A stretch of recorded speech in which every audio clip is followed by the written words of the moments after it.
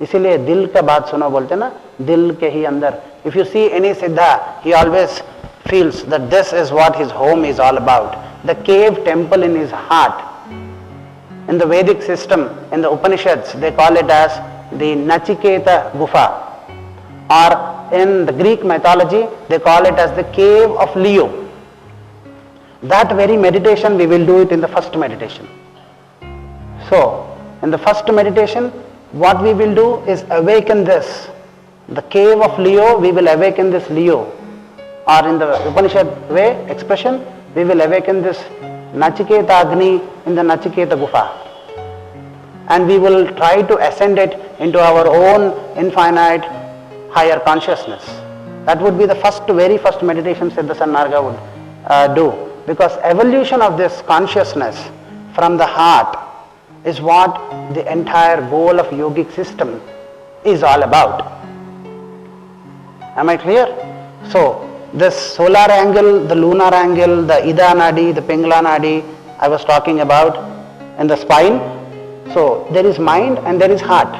The mind needs a BMW to be happy.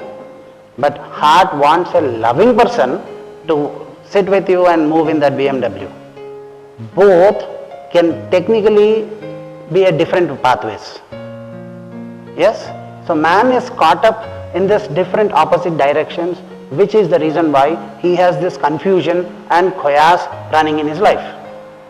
And that is why we need meditation to learn a state, to fulfill a state where we have this balanced state of doing and non-doing. Heart is about non-doing, being. Mind is about doing. So there is a balance between non-doing heart and doing mind. Is what meditation or a true Siddha Sanmarga, a perfect righteous way is all about. Now am I clear a little? So 200% balance, 200% success is success of the mind and success of the heart. When does it happen? When there is a perfect balance. How does this perfect balance come?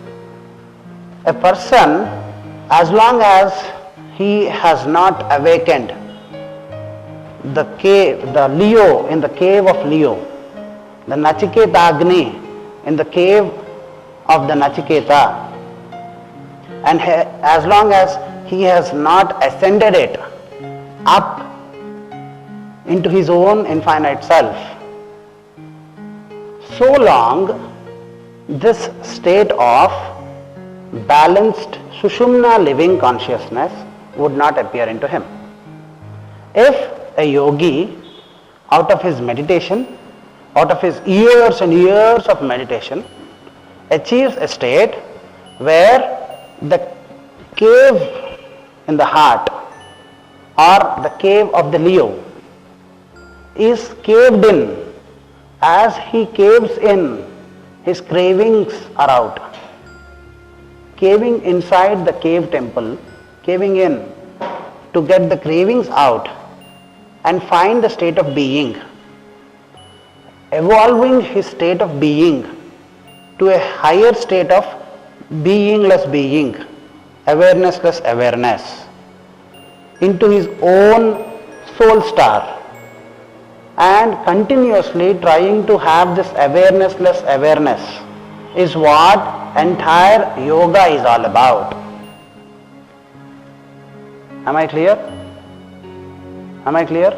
So, only that yogi can find a perfect balance with his heart and mind, who has a constant connection with his own, the Leo of the cave of Leo or the Nachiketa Agni in the Nachiketa Gufa, to his higher self,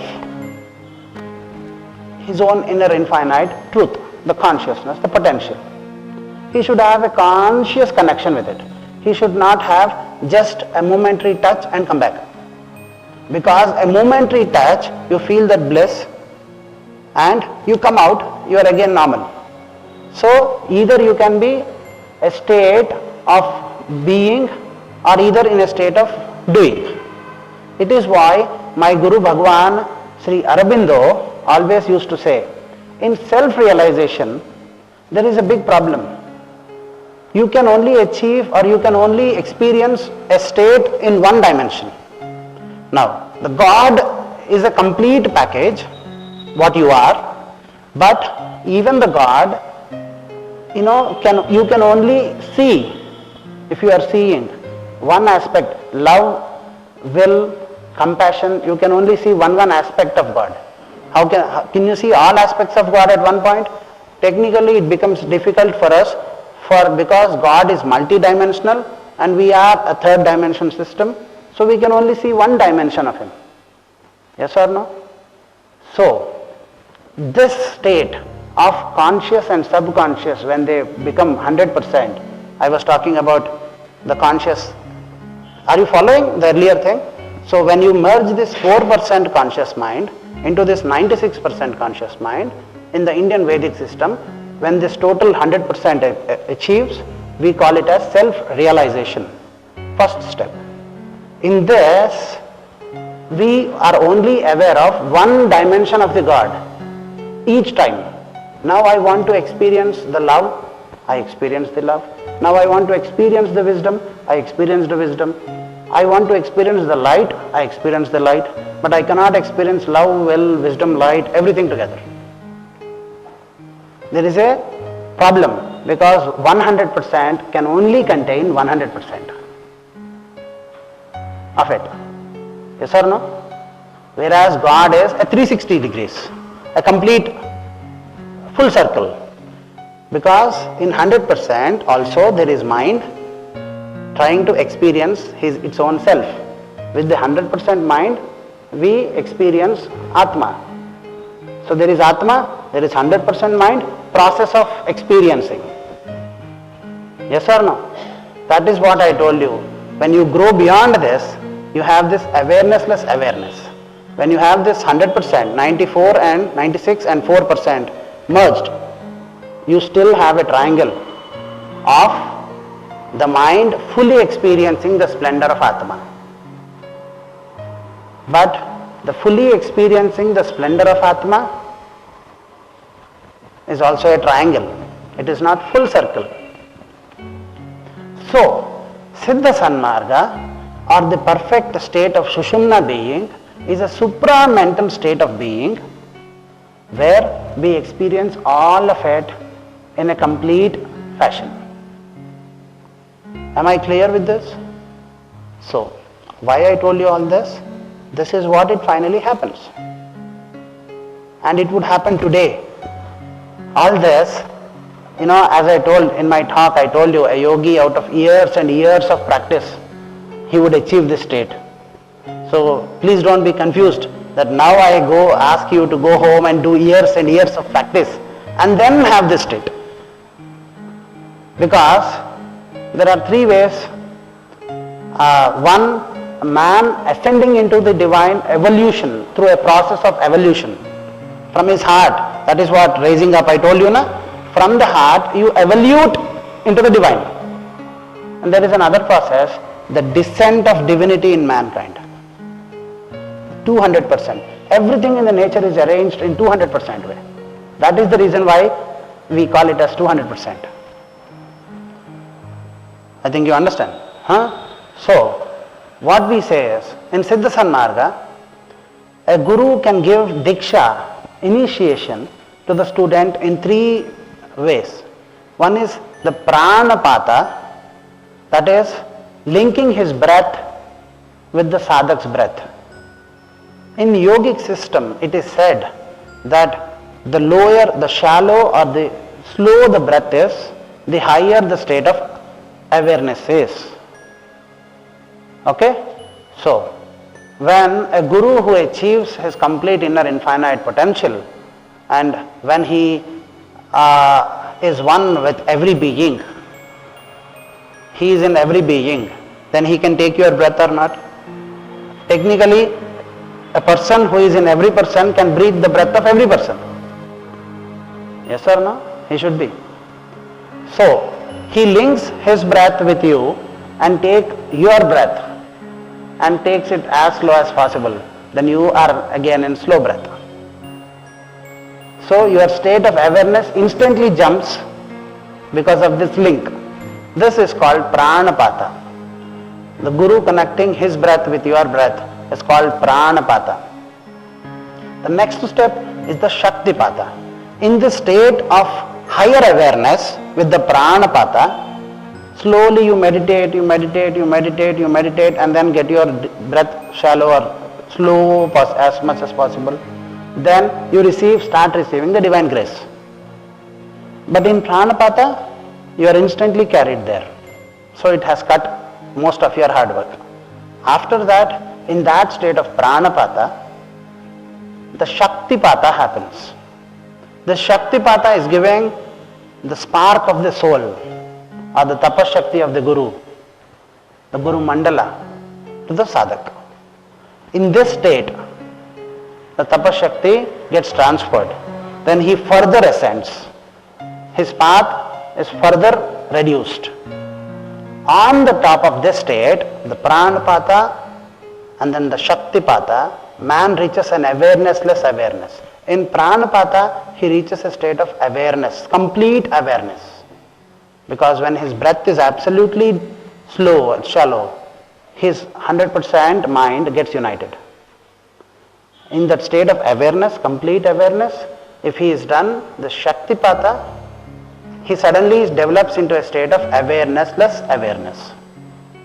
In this state of awarenessless awareness, if the Guru links his Kundalini with your Kundalini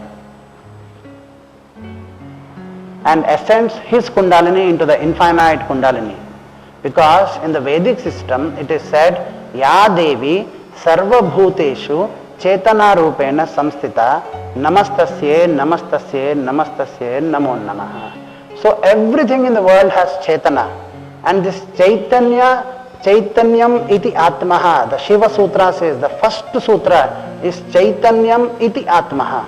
The Atma itself is the Chaitanya. So when the Guru links his Chaitanya, the Kundalini, the Maha Kundalini, the Divine Mother, with the Kundalini of the Sadhak, and he lifts his Kundalini to the universal Kundalini, then automatically the shift has happened and he has achieved a state of absolute beingless being.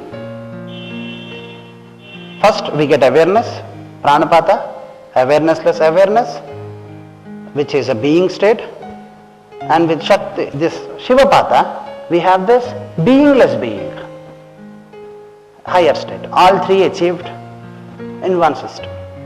So in Siddha Sanmarga, you would be receiving all these three states in a schematic fashion. And so this beingless being, which I said happens only after years and years of practice, would be blessed onto you almost instantly. And in the very first meditation and in the very second meditation, you would experience that. And after that, it would be a continuous process. Am I clear? So why I am asking you to not do anything? What exactly is the benefit of non-doing and what exactly you would receive? I tried to figure it out in a systematic, schematic fashion. Because I spoke about non-doing, you not doing anything. Because I said, I will do everything. The Father has to lift you up. You don't have to work hard. All you have to do is, oh Father, come and take me. And that's it. Because you are lost in the Kumbh Mela of the Sansara. Sansara is the Kumbh Mela. And you are lost. What you have to do is, pick me up, Father. It's the Father's job to come and pick you up. So, non-doing. When the Father picks you up, you get the state of being. But you are not one with the Father. Yes? With the Shivapata, you get this beingless being, the Father. So all these three, the benefit, the actual process and the result was explained to you in a schematic fashion. Could follow me? थोड़ा थोड़ा समझ में आ रहा है? Little, yeah, 50-50, 75, 75, 100, 100. What is your marks? कितना समझ में? How much did you understand? 25, 25, 50, 50, 75, 75, 100, 100. 75? How many? 75, 75. Oh wow. A lot of people understood 75. 50, 50? Okay. Now, why you understood 50, 50 and 25, 25? Some of you understood 75, 75. Good. Gnani people. But you understood 75, 75? In Kenopanishad, it is always said, there is a great saying. As a student asks his guru, what gives power for this eye to see? Then he says, the guru says, eye of the eye gives the power to this eye to see.